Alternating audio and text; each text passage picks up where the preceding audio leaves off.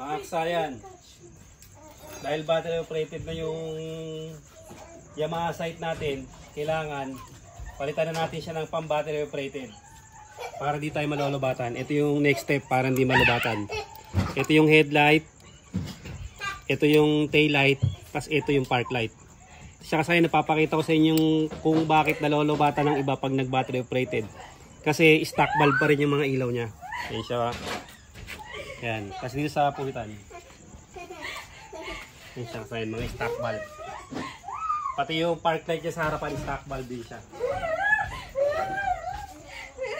Ayan, yung maliit. Simpleng-simple lang to kasi na magpapalit tayo. Unahin na kagad natin sa likuran. Ito siya. Pihit lang siya pakaliwa. Tulak lang. Tapos pihit pakaliwa. Yan na. Tulak, pihit pakaliwa. Ngayon pag maglalagay naman tayo, tulak, pihit sa kanan. Okay na siya. Tapos pupunta naman tayo sa, sa harapan. Ito, ganito yung gagawin niyo para hindi kayo malolobatan. Kasi stock bulb pa lahat yan eh. Mas malakas yan sa battery. Kasi battery operated na to eh. Tapos stock bulb. Kumakain siya ng kumukonsumo sa battery. Ito siya ba? Ito yung natin. Pansinin nyo yung pag maglalagay kayo. Ready lang agad. Tulak, tapos pakaliwa. Siya. Tapos ganito na yung pag hindi ito nagalaw, hindi mababago yung pagkakabit. Saglit lang siya ikabit. Pag nagalaw, dun siya tumatagal.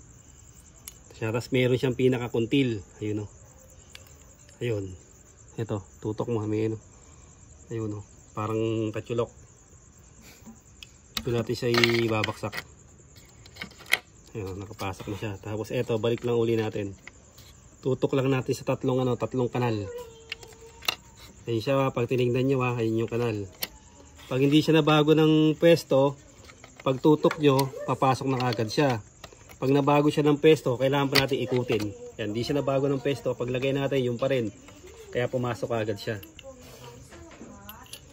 Tapos dito, ito yung natin. Dito kailangan natin itong baligta rin. Kasi ito may na siya eh. Hindi siya, walang polarity. Ito may polarity ito.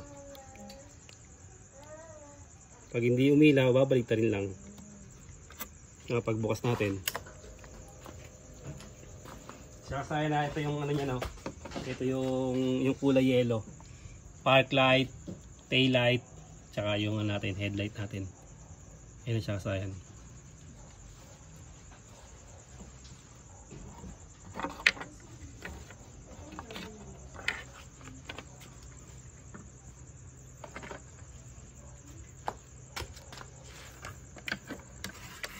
Tapos yung likuran natin. Namin sa likuran. Meron na. Brake natin. Ayan yung natin.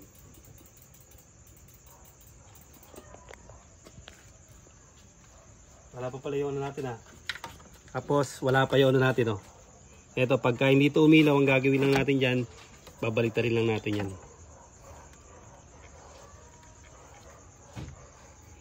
Marami pa tayong i-wiring dito kasayan. Do-double contact park light, signal light pa tayo rito. Yan na, pag kumilaw na siya, okay na siya.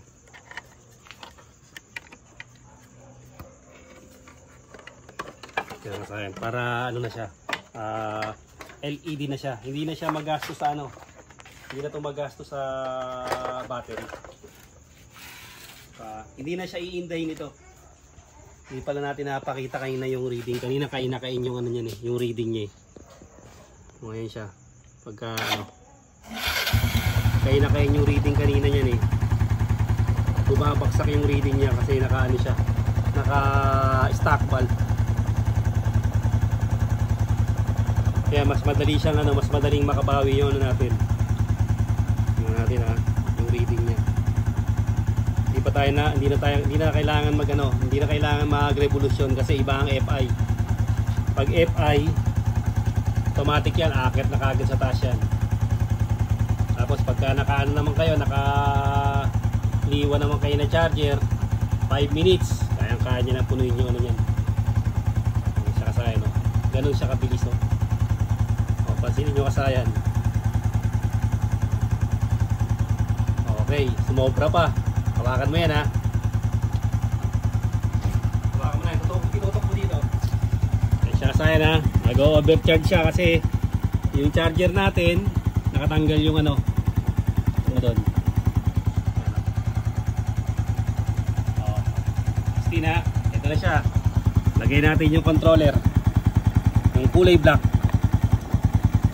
Okay, titok mo na ngayon. Ayan, steady. Ito yung charger natin dyan ng pangmalakasan na ito. Ayan, tutukan mo yan. Ito, bagay na bagay sa Yamaha site. Ano na yan, 2017 to 2018, 6 years. Yung charger na yan, matagal na yan. Ayan. Hanggang ngayon buo pa. Yung charger niya nakabukas na yung mga ano. Pansinin nyo, nakabukas na yung ano natin. Kasi napakagaan kasaya ng load. Napakagaan ng load niya. Ganun lang kasaya yung pagpapalit ng ano, ha. Yung pagpapalit ng headlight, tapos yung taillight, at saka yung park light sa Yamaha site na kailangan battery operated muna siya bago nyo palitan. Kasi kung papalitan nyo na stator drive pa, mabilis siyang masira. Ito, iwas na kayo sa mga sira ng, ano, ng mga valve. Hindi na kayo masusunugan ng valve. Ganito nangyayari dyan kasayan pagka ano, tutok mo rito. Pagka yung stator drive pa siya kasayan, ganito nangyayari. Kaya tingnan nyo yung mga wire. Yan siya kasayan, no? Yung mga wire. Yung dati ang kasaya, no? Naagapan lang natin na binattery operated, nasusunog siya, tapos naanoan to ng mga ano, madalas masira yung taillight nya, madalas mapundi. Kaya mas maganda siya pag naka battery operated para alerto na kayo sa inyong motor. Hanggang dito na lang mga kasayan, salamat sa panonood.